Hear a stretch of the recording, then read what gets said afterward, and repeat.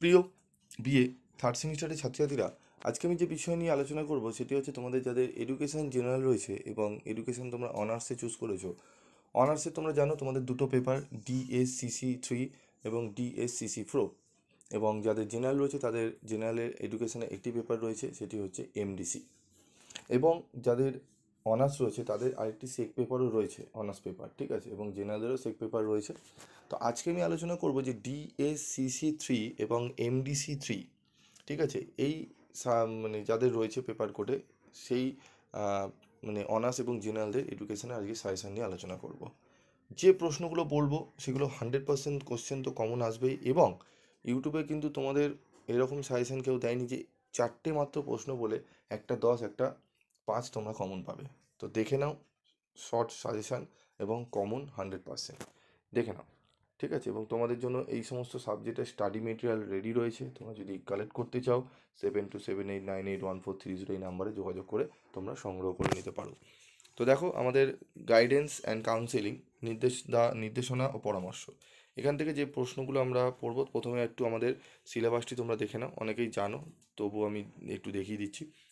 Unit 1-এ তোমাদের কি থাকছে, ঠিক আছে, এই সমস্ত এগুলো থাকছে। যারা দেখেছো তারা স্কিপ করতে পারো, এবং যারা দেখোনি একটু দেখে নাও। ইউনিট 2-এ থাকছে নির্দেশনা, শিক্ষা, পেশাগত, ব্যক্তিগত, ঠিক আছে, এখানে থাকছে। তারপর রয়েছে দেখো আমাদের ইউনিট 3, পরামর্শ রয়েছে, তার অর্থ, কৌশল, প্রকারভেদ, ঠিক আছে। তো তিনটে অধ্যায় আমাদের মিলিয়ে আমাদের কিন্তু প্রশ্ন হবে। আমাদের তিনটে 10 নম্বরে তোমরা জানো অ্যাটেন্ড করতে হয়, যেরকম সেকেন্ড সেমিস্টারে ছিল, তোমাদের ফার্স্ট সেমিস্টারে ছিল 10 নম্বরে 3টি প্রশ্ন, 5 নম্বরের প্রশ্ন আমাদের করতে হয়, এবং 2 নম্বরে 10টি প্রশ্ন, 5 নম্বরে 5টি, 2 নম্বরে 10টি, ঠিক আছে, এবং তোমাদের 10 নম্বরে 3টি। তো প্রথমেই আমি আলোচনা করব প্রথম অধ্যায়, যেটি প্রথম অধ্যায় তোমরা দেখলে ইউনিট 1, সেখান থেকে তোমরা 10 নম্বরের এবং 5 নম্বরের কী কী প্রশ্ন করবে চলো দেখে নিই। প্রথম প্রশ্ন, নির্দেশনা বলতে কি বোঝো? নির্দেশনার কার্যাবলী সম্পর্কে আলোচনা করো। মোস্ট ইম্পর্টেন্ট প্রশ্ন। প্রশ্নটি কিন্তু নয় জেনারেল নয় অনার্সে আসবে, ঠিক আছে, ভালো করে পড়ে নেবে, ঠিক আছে। What do mean by guidance, discuss the function of guidance. তারপর রয়েছে একক বা ব্যক্তিগত নির্দেশনা কি, এর কার্যাবলী লেখো, এইটাই গুরুত্বপূর্ণ। এই দুটি প্রশ্ন এবং তার সাথে আরেকটি প্রশ্ন দেবো, টোটাল 4টি প্রশ্ন আমি বলবো। 4টি প্রশ্ন করে নিলেই তোমরা একটি 10 এবং একটি 5 একদম কমন পেয়ে যাবে, ঠিক আছে। দুটো 5ও কমন পেয়ে যেতে পারো, মানে 20 মার্কস তোমাদের কভার হয়ে যাবে। 20 মার্কস এবং 2 মার্কসের দুটো, মিনিমাম দুটো, মানে 4 মার্কস থেকে 26 মার্কস তোমরা এই 4টি থেকে 5টি প্রশ্নের মধ্যে পেয়ে যাচ্ছ। বুঝতে পারছো কতটা তোমাদের সাজেশন আমি শর্ট করে দিলাম, ঠিক আছে। তারপর দেখো দলগত নির্দেশনা কি, দলগত নির্দেশনার সুবিধা অসুবিধাগুলি লেখো। এই 3টি প্রশ্ন অবশ্যই ভালো করে পড়ে নেবে। এই 3টি প্রশ্নের মধ্যেই অনার্সের একটি, জেনারেলে একটি ঘুরিয়ে ফিরিয়ে প্রশ্ন হবে, ঠিক আছে। এখান থেকে 5-এ হবে। ধরো জেনারেলদের দিচ্ছে নির্দেশনা বলতে কী বোঝো, নির্দেশনা কার্যাবলী সংক্ষেপে আলোচনা করো।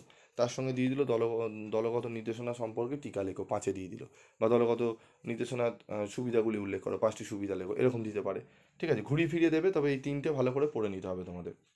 এবং এর কোয়ালিটির অ্যান্সার একদম তোমরা 5 থেকে 10 মিনিটে এক একটা প্রশ্নের উত্তর করে নিতে পারবে, সেরকমভাবেই নোটসগুলো তৈরি করা হয়েছে। যদি নিতে চাও অত্যন্ত রিজনেবল প্রাইসে আমি তোমাদের দিয়ে থাকি, তোমরা জানো। ইউটিউবে কোনো জায়গায় তোমরা পাবে না। হ্যাঁ, আমাকে হয়তো আমি অ্যামাউন্ট ঠিক করি, তারপর সব বাকিরা দেখবে নিজেদের অ্যামাউন্ট বাড়িয়ে তারপর দেখেন না পিভি স্টাডি ক্লাস অ্যামাউন্ট করেছে, আমাদেরও কমাতে হবে, নাহলে বিক্রি আমাদের সেল হবে না, তখন তারা কমায়। তার আগে কোনো সময় কমাবে না, ঠিক আছে। আগে আগে তো প্রথম প্রথম বিক্রি হতো, পরীক্ষার সময় বেরিয়ে যাবে, ঠিক আছে। পরীক্ষার সময় স্টুডেন্টরা তো কমে, এখানে দেখি পরীক্ষার সময় বেরিয়ে যাবে। তো এইগুলোকে আমি লাইনে এনেছি, তার জন্য আমাকে অনেক সমালোচিত হতে হয়েছে, সমালোচনায় আমি পড়েছি। আমার কোনো অসুবিধা নেই, ঠিক আছে, আটকাতে পারিও নি, ভবিষ্যতেও পারবেও না। তো আমি আমার কাজ করে যাব, স্টুডেন্টদের হেল্প আমি করে যাব, স্টুডেন্টদের যেটা সঠিক সেটা আমি বোঝানোর চেষ্টা করবো। তাতে অনেক স্টুডেন্ট হয়তো আমার উপর রেগে যেতে পারে, অনেকে অনেকে ভিডিও আকারে করে তোমাদের ভুল বোঝাতে পারে, অনেকে ভুল বোঝেওছে।